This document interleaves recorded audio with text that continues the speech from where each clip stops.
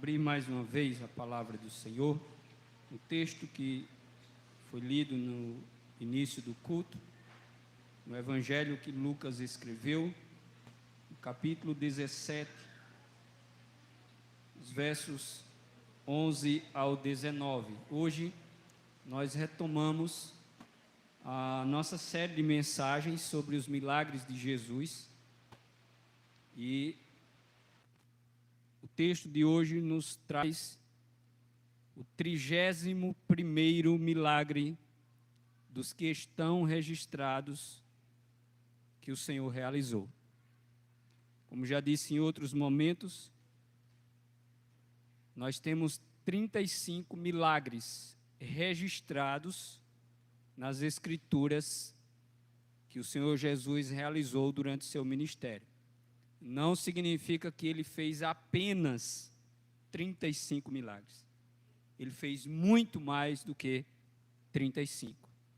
No entanto, Deus selecionou estes que nós temos escrito para o nosso ensino, para a nossa edificação, para a nossa esperança, para o nosso conforto, para que nós possamos aprender e compreender, através desses registros, aquilo que o Senhor, Ele fez durante o tempo que esteve aqui.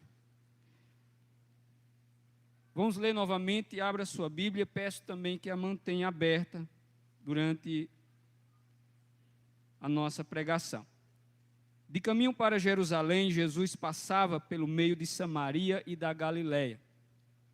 Ao entrar numa aldeia, saíram-lhe ao encontro 10 leprosos, que ficaram de longe e gritaram: Jesus, mestre, tem compaixão de nós. Ao vê-los, Jesus disse: vão e apresentem-se aos sacerdotes. Aconteceu que, indo eles, foram purificados. Um dos 10, vendo que estava curado, voltou, dando glória a Deus em alta voz. Trouxe com o rosto em terra aos pés de Jesus, agradecendo-lhe. E este era samaritano. Então Jesus perguntou: não eram 10 os que foram curados? Onde estão os 9? Não se achou quem voltasse para dar glória a Deus, a não ser este estrangeiro? E lhes disse: levante-se e vá, a sua fé salvou você. Amém? Senhor, essa é a tua palavra. Que o Senhor fale aos nossos corações, em nome de Jesus. Queridos irmãos, nessa noite temos o privilégio de poder ouvir a sua palavra, a palavra do Senhor nesta noite. Talvez esse seja um milagre que a maioria de vocês já conhecem. Talvez muitos aqui já leram, já ouviram algo a respeito, conhecem essa história. E talvez muitos pensem, depois dessa série de mensagens que nós estamos apresentando aqui, nós já falamos em outro momento sobre cura também de pessoas com lepra. Não foram apenas estes que Jesus curou com o problema da lepra, temos outros relatos ao qual nós já falamos. No entanto, preciso entender que além do milagre da cura, que cada evento nos traz, o Senhor está nos ensinando algo além do milagre. O grande problema nosso é nós focarmos apenas no que aconteceu, no milagre, na cura. E nos esquecer do que Jesus está pretendendo nos ensinar apenas através daquilo que está acontecendo, o que Ele faz naquele contexto. Nesse texto propriamente, nós temos aqui uma lição importante para aprendermos nessa noite. Jesus tinha um ensino para dar àquelas pessoas naqueles dias, e também a todos os cristãos ao longo da história. Esse texto, meus irmãos, ele tem como verdade principal, como lição principal, o tema da gratidão e da ingratidão por aquilo que nós recebemos da parte de Deus. O milagre está aí presente, a manifestação do poder de Deus, que testificava de que Jesus Cristo era de fato o Filho de Deus, aquele que deveria vir ao mundo para salvar a humanidade dos seus pecados. Os milagres serviram para atestar a divindade de Cristo, a messianidade de Cristo, que Ele era o Redentor prometido. E por isso que apenas Deus pode fazer milagres. E se Deus apenas pode fazer milagres, Jesus Cristo era Deus. Isso ficou claro para os seus discípulos, mas também precisa ficar claro para nós. No entanto, os problemas que nós podemos perceber ao longo dos registros de todos os milagres mostram o dilema do ser humano desde a queda. Desde a queda de Adão no jardim, o dilema do ser humano é o mesmo e continua: o sofrimento, a dor, as perdas, as dificuldades, as privações. Ou seja, depois da queda, nós passamos a experimentar tudo isso que os milagres mostram que aquelas pessoas experimentaram e que nós experimentamos. O problema da lepra era um dos problemas comuns naquele tempo, um dos problemas mais graves para aquele tempo, com implicações físicas, culturais, sociais e espirituais, inclusive. Pois indivíduos acometidos por lepra, eles tinham vários problemas além da própria doença. Eram os problemas sociais. Eles agora deveriam se afastar do convívio dos familiares, dos amigos, do seu trabalho. Eles não poderiam participar das atividades religiosas. Eles não poderiam conviver entre as pessoas que não tinham lepra. Eles viviam afastados, excluídos, na esperança de que, caso ficassem curados da lepra, pudessem retornar ao convívio social. A maioria deles morriam por falta de recursos médicos, de tratamento adequado. A maioria deles morriam. Perdiam membros. E aqui nós temos um relato de 10 homens com o mesmo problema. 10. O texto começa dizendo que Jesus estava se dirigindo para Jerusalém, mas era necessário que no caminho ele passasse por Samaria e também pela Galileia. E ali próximo a essa região, Jesus vai passar por uma aldeia. E nessa aldeia, ali próximo, não dentro da aldeia, porque eles não poderiam morar na aldeia, próximo da aldeia havia 10 leprosos.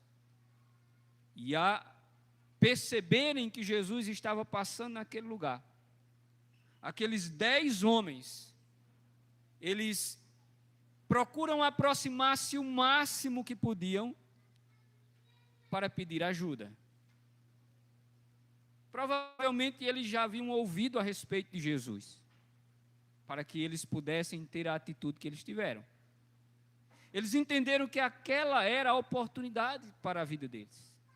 E nos diz o texto que, aproximando-se o máximo que eles podiam, diz que eles gritavam e diziam: Jesus, tem compaixão de nós. Tenha compaixão de nós. Ou seja, eles fazem uma oração, uma súplica. Eles suplicam ao Senhor por misericórdia. Para aqueles homens, era a única esperança para a vida deles. O texto nos diz que Jesus vai responder. Conforme o verso 14 diz, ao vê-los, Jesus disse, vão e se apresentem aos sacerdotes. Por que Jesus disse isso? Jesus não curou eles naquele momento como ele fez em outros. Aqueles homens receberam uma ordem de Jesus, que eles saíssem de onde estavam e fossem até Jerusalém, ao templo, e procurassem os sacerdotes, porque os sacerdotes, eles eram as pessoas que tinham autoridade para diagnosticar as pessoas com lepra e diagnosticar as pessoas curadas da lepra e autorizá-las a serem reintroduzidas ao convívio social. Então, por isso que Jesus disse, vão e apresentem-se aos sacerdotes. Mas eles não estavam curados ainda. Jesus estava provando a fé daqueles homens. Eles precisavam crer na palavra do Senhor. Eles precisavam crer. E diz o texto que eles foram. E à medida que eles foram pelo caminho, o corpo, a pele daqueles homens começou a passar por uma transformação. A lepra começou a desaparecer. E aí eles se deram conta de que eles não estavam mais leprosos. Não estavam mais leprosos. Todos os 10 foram curados. E o texto nos diz que 9 seguiram o seu caminho para Jerusalém para se apresentar ao sacerdote. E quando um daqueles 10 percebeu que estava curado, ele decidiu voltar para agradecer e adorar ao Senhor. O texto diz que esse homem voltou, e quando ele voltou, ele já voltou glorificando a Deus. Ele vinha gritando. O texto é claro, diz que ele voltou dando glória a Deus em alta voz. Ele glorificava a Deus em alta voz à medida que se aproximava daquela aldeia. E ao chegar ali onde Jesus estava, o texto diz que ele prostrou-se aos seus pés. Ele se colocou aos pés de Jesus, com o rosto em terra, e agradeceu a ele. E ele agradeceu a ele. E aí Jesus faz uma pergunta. Não eram 10 os que foram curados? Onde estão os 9? E aí que Jesus ainda diz outra coisa, ele diz, não se achou quem voltasse para dar glória a Deus, a não ser este samaritano. Meus irmãos, essas informações não são casuais, elas são propositais. Por que o evangelista destaca que apenas um homem voltou e que esse homem que voltou era samaritano? Porque os samaritanos não eram considerados pelos judeus como parte do povo de Deus. Os samaritanos não eram reconhecidos como pertencentes ao povo de Deus. E Jesus queria mostrar para todos, e principalmente para o seu público primário, que eram os judeus, de que aqueles que não eram, Deus estava manifestando graça. Aqueles que não pertenciam ao povo de Deus, Deus estava introduzindo no meio do seu povo. E aqueles que se diziam que eram povo de Deus, não estavam reconhecendo como Deus. Por isso que ele diz, e este era samaritano. E Jesus finaliza dizendo, levante-se. Você não está apenas curado, você está salvo. Os outros 9, eles foram curados.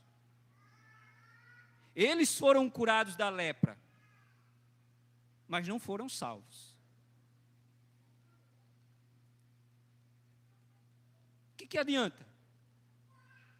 Receberam a cura, mas não receberam a salvação, porque lhes faltou a fé no Cristo Redentor. Eles não o reconheceram como Messias, como Salvador. E Jesus disse, levante-se, vá, a sua fé salvou você. Você está salvo porque você creu. Meus amados irmãos, o que nós podemos aprender com essa história? A cura nos faz lembrar de que o nosso Deus, Ele fez milagres, mas Ele também continua fazendo milagres nos dias atuais.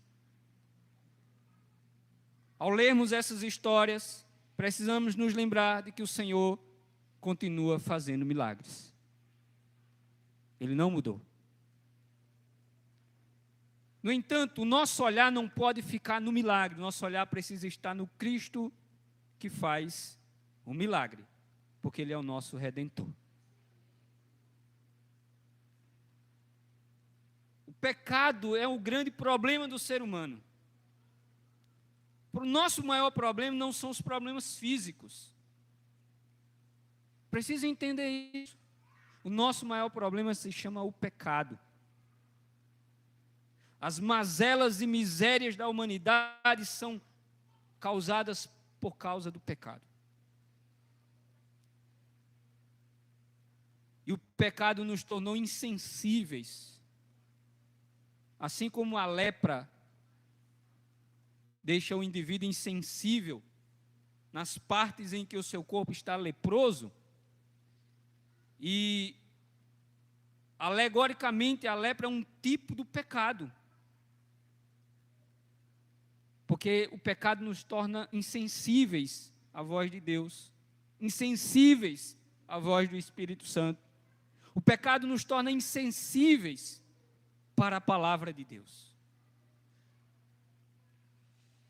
E nesse texto nós conseguimos observar a realidade do que é a humanidade. Estes homens não são os únicos. Eles não são os únicos que expressam este problema. É preciso entendermos isso. Isso é apenas aquilo que é reproduzido na vida da sociedade, na vida da humanidade, ao longo de todos os tempos, nos dias atuais também. Lembre-se de que a palavra do Senhor no Salmo 103, ela diz, bendize a minha alma ao Senhor, e tudo que há em mim, bendiga o seu santo nome. Bendiga, ó minha alma, ao Senhor, e não te esqueças de nenhum dos seus benefícios. Não te esqueças. Não te esqueças.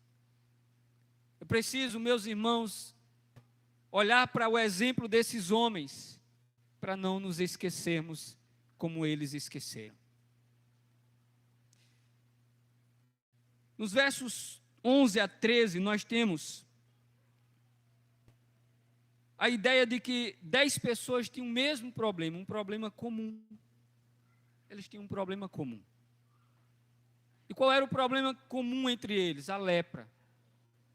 E talvez seja um problema comum para nós, os problemas que nós enfrentamos na nossa vida. Você tem problemas como outras pessoas têm problemas. Você passa por coisas que outras pessoas passam. Nós sofremos como outras pessoas sofrem. Preciso entendermos isso. Todos nós temos coisas em comuns.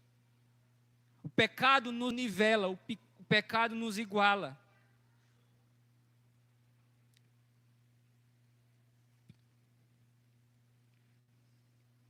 O pecado nos iguala. Entendamos isso.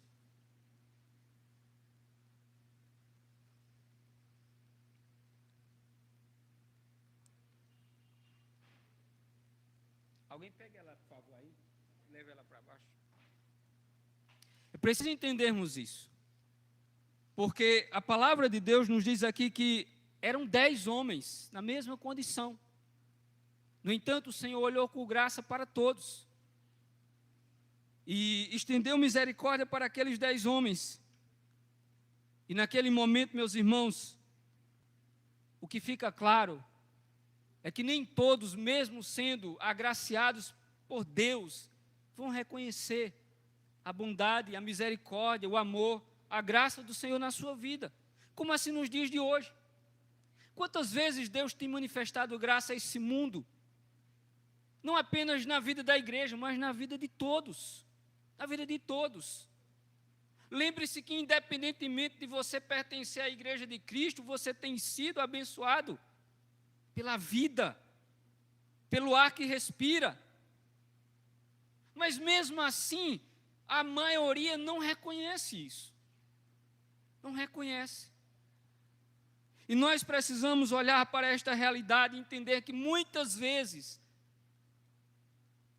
nós estamos sendo tentados a sermos iguais àqueles homens, insensíveis, esquecemos das coisas que Deus tem feito por nós. Veja que a lepra, que simboliza o pecado, igualou aqueles homens na mesma condição. Assim como os problemas que nós enfrentamos nos iguala. E qual a diferença? A diferença está em reconhecermos o Senhor em nossa vida. Porque eu vou passar por coisas que você vai passar. Nós enfrentaremos coisas semelhantes nessa vida. A diferença está em reconhecermos o Senhor em nossa vida. Ninguém pode imaginar que por ser crente ou por pertencer à igreja estará imune às dificuldades desse mundo. Não está. Não está.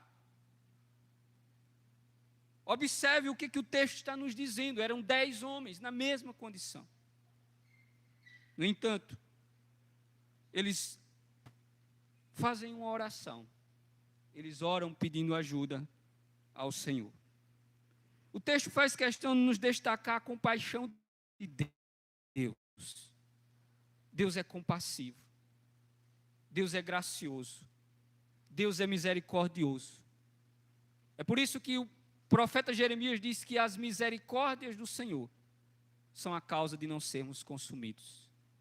Porque as suas misericórdias não têm fim. Elas se renovam a cada manhã. O Senhor é misericordioso e Ele manifestou a sua compaixão por diversas vezes, assim como tem manifestado nos dias de hoje. Temos problemas assim como outras pessoas também. Mas fica claro uma coisa, aquele que invocar o nome do Senhor será salvo. Jesus, mestre, tem compaixão de nós. Todo aquele que invoca o nome do Senhor será salvo. Meus irmãos, nós não podemos viver um evangelho que somente nos promete uma vida neste mundo. Nós estamos vivendo um evangelho como se a eternidade prometida pelo Senhor fosse agora. E nós estamos nos tornando iguais a esse mundo. Quando, na verdade, apenas uns poucos estão olhando para a vida da perspectiva correta. Eu costumo olhar para a Bíblia e ver que, quando se trata de números, a Bíblia sempre nos mostra que os percentuais da salvação são menores do que os da perdição. A porta da perdição ela é larga, a porta da salvação é estreita. O texto nos diz claramente que apenas um volta para agradecer. Observe, meus irmãos, que a resposta de Jesus para aqueles homens, atendendo, curando, dando a eles esperança, mostra que a bênção de Deus em nossa vida está condicionada a uma confiança na sua palavra. Eu creio em Deus, amém. Mas você crê na palavra? Eu creio em Deus, mas não creio na palavra. Então não faz sentido. A nossa fé em Deus, ela precisa estar em harmonia com a palavra, porque a palavra é a palavra de Deus. Aqueles homens acreditaram em Jesus de alguma maneira, mas eles precisavam acreditar na palavra dele. Vocês vão estar curados. Eles acreditaram. Nós vivemos em um mundo que as pessoas dizem assim, olha, eu creio em Deus, mas eu não creio na Bíblia. Eu não creio na palavra. Então você não crê em Deus. Você crê no seu Deus. No Deus que você idealiza. Mas no Deus das Escrituras, não. Você crê no Deus que você idealizou. Porque o Deus das Escrituras, ele precisa ser crido a partir das Escrituras. E é por isso que a obediência a Deus em nossa vida está condicionada. Aliás, a bênção de Deus na nossa vida está condicionada à nossa confiança e obediência a Ele. Quem crê será salvo. Mas nós precisamos também fazer aquilo que a sua palavra nos ensina. Portanto, a resposta de Jesus para aqueles homens foi: vão, apresentem-se ao sacerdote, experimentem, e eles foram curados. A mesma coisa é hoje. Pregamos, mas você precisa obedecer à palavra. Você precisa crer na palavra. Do contrário, nós não vamos experimentar as bênçãos de Deus em nossa vida. Nos versos 15 ao 19, nós vamos observar que faltou, na maioria daqueles homens, gratidão. E é isso que Jesus está ensinando aqui para os seus discípulos e para nós nessa noite. Gratidão. Nós começamos pensando em gratidão a partir da salvação. Porque nós só lembramos de agradecer por aquilo que recebemos material. Senhor, muito obrigado pela casa nova, muito obrigado pelos bens que eu comprei, muito obrigado pela feira dessa semana. Muito obrigado, Senhor, pelo trabalho. Amém. Mas nós deveríamos começar agradecendo a Deus pela tão grandiosa salvação em Cristo Jesus. Agradecer pelo perdão dos nossos pecados, por ter nos tirado de uma condição de perdição. Porque o que adianta o homem ganhar o mundo inteiro e perder a sua alma? Você já agradeceu a Deus pela sua salvação hoje? Você já pode até ter agradecido pelo alimento, mas não agradeceu pela salvação, talvez.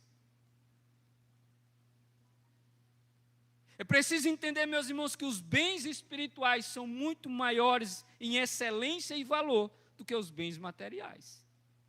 Você já agradeceu pelo perdão dos seus pecados? Porque nenhum de nós é melhor do que quem está lá fora. O que nos coloca em uma posição diferente é exatamente o perdão de Deus na nossa vida. A graça de Deus na nossa vida, a misericórdia de Deus na nossa vida. A purificação dos nossos pecados por termos crido que Ele é o nosso Salvador. Você já agradeceu a Ele por isso hoje? Gratidão pelas coisas que Deus tem feito, como disse o salmista, não te esqueça de nenhum dos seus benefícios. Não te esqueças. Gratidão, meus irmãos, é o reconhecimento por algo recebido, por algum benefício. Nós sabemos dizer muito obrigado às pessoas quando fazem uma gentileza, mas esquecemos de agradecer ao Senhor pela vida, pela salvação, pela providência, pelo cuidado. Não se esqueça de nenhum dos seus benefícios, diz o salmista.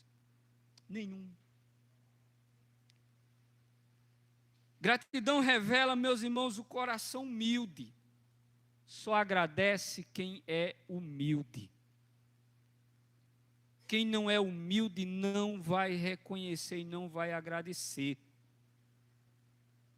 Você já passou pela situação de fazer algo por alguém e a pessoa nem dizer muito obrigado?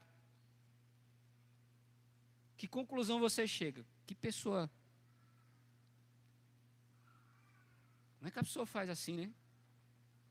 Porque ela não é humilde. Gratidão é a condição de um coração humilde. Gratidão me ensina, meus irmãos, sobre amor. Gratidão me ensina sobre amor. Porque alguém fez algo por mim. E fazer algo pelo próximo é amor. E reconhecer esse amor por minha vida é exatamente o papel da gratidão. Quando eu sou grato, eu reconheço que alguém está me amando. E quando eu agradeço a Deus, eu reconheço os seus benefícios, eu estou reconhecendo o amor de Deus na minha vida. Então, para você ou para muitos que às vezes diz Deus não me ama,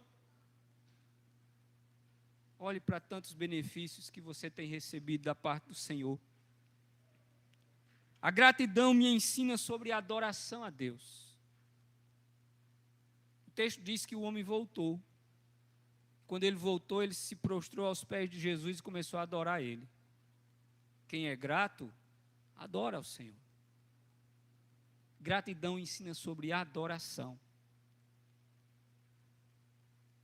Muitas vezes a gente faz um culto de ação de graças, porque recebeu algo grande. Por que a gente não faz um culto de ação de graças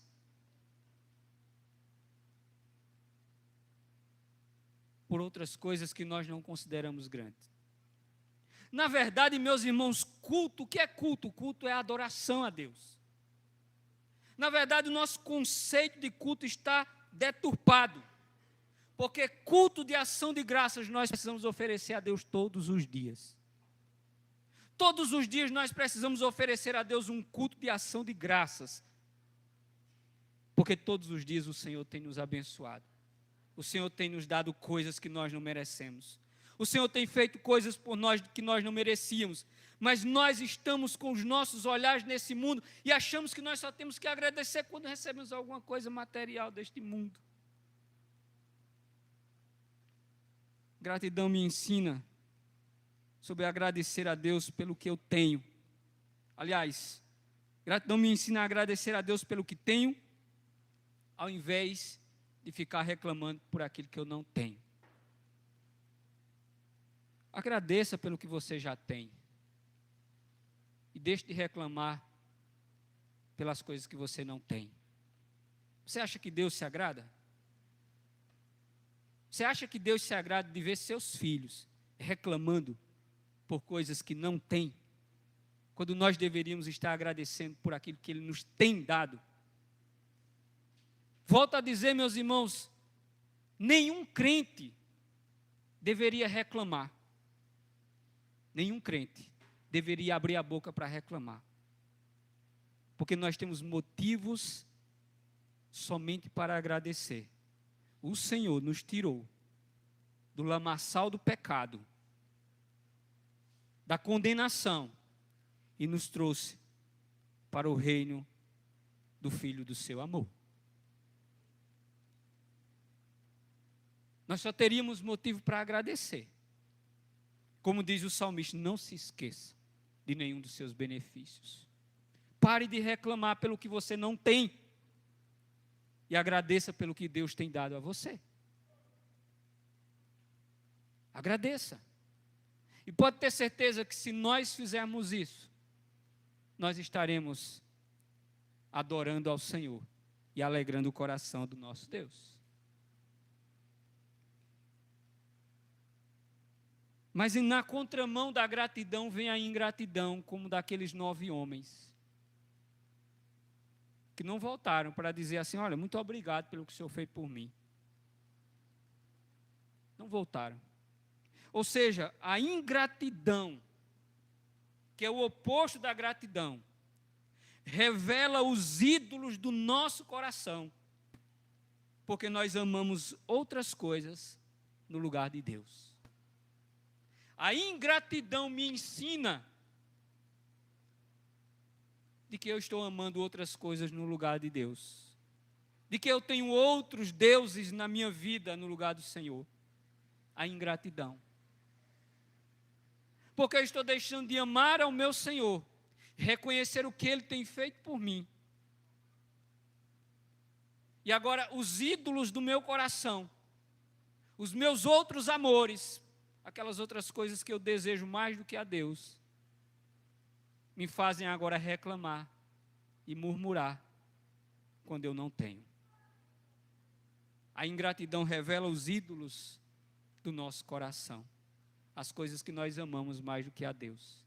Cada vez que nós reclamamos por coisas que não temos, isso pode ser um ídolo em nosso coração. Pode ser algo que nós estamos desejando e amando mais do que o Senhor. E porque não temos essas coisas que nós queremos tanto, nós pensamos que Deus não é suficiente para nós. E por isso que nós reclamamos.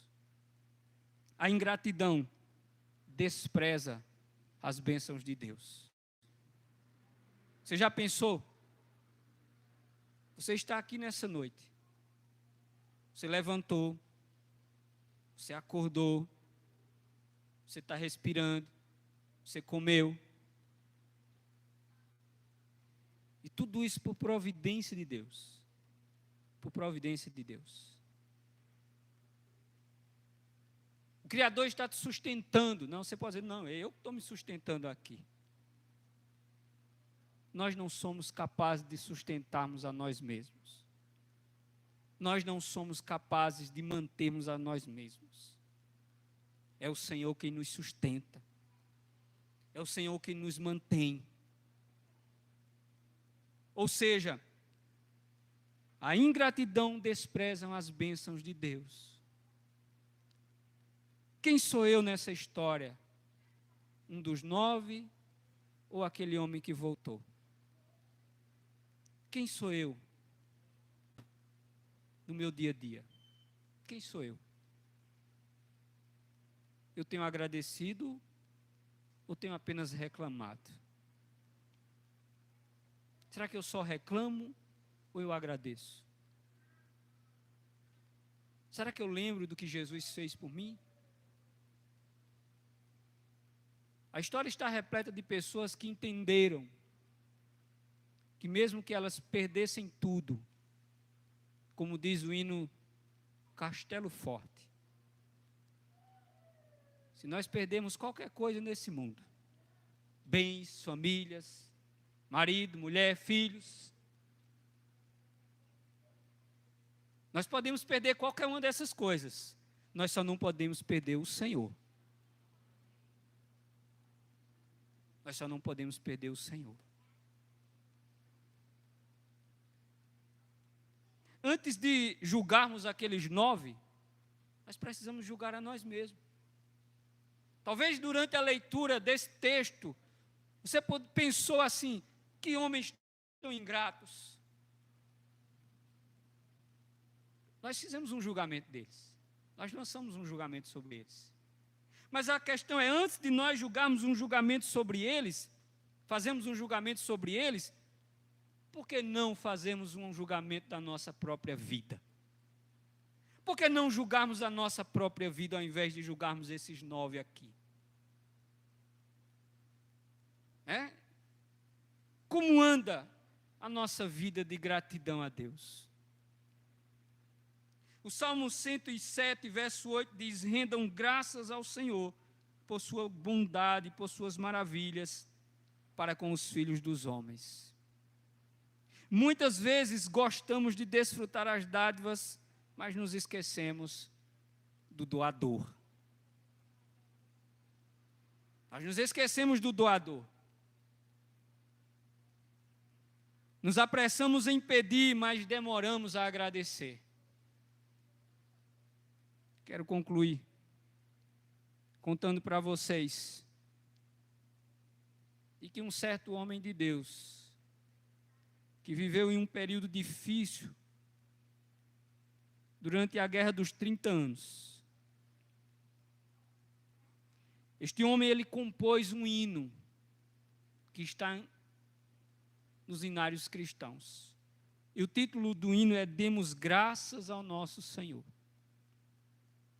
O problema é que este homem escreve esse hino num período em que seus deveres como pastor eram extremamente árduos.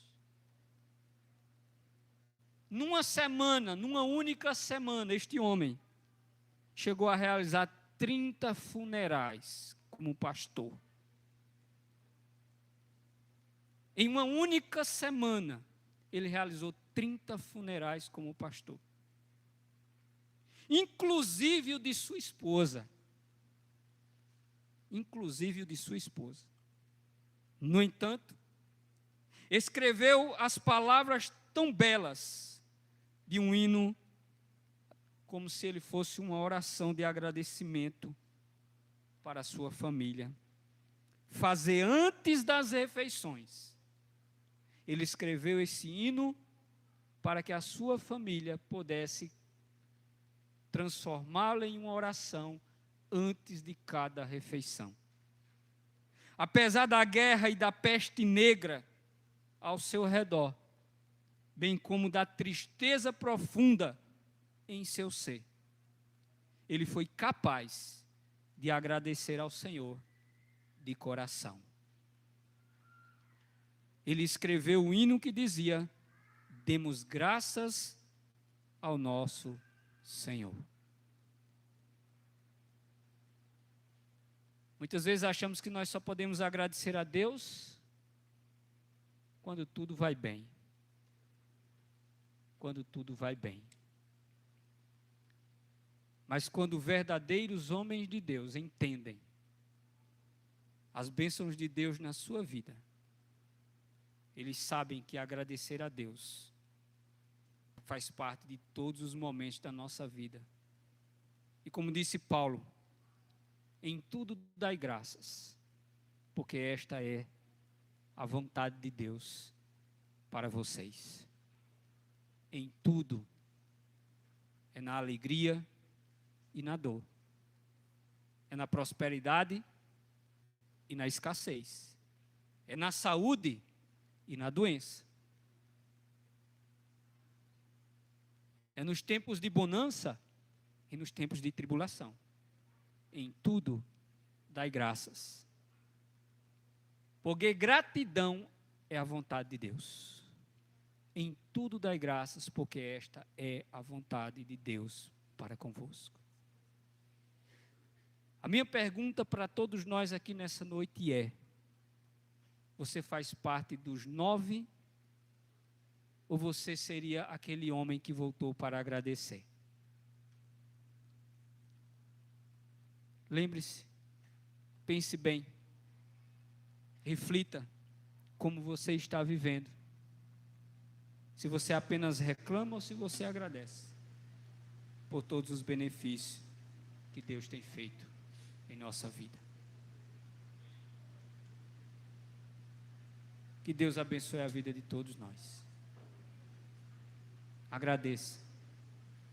Ore a Deus para que tenhamos um coração grato. Ore a Deus por isso. Talvez você tenha pensado durante essa mensagem: mas eu sou tão ingrato. Eu reclamo mais do que agradeço. Mas Deus nessa noite está te dando a oportunidade de que você possa mudar a condição do seu coração depois de ouvir essa palavra. Ore a Deus para que Ele ajude você a mudar a condição do seu coração.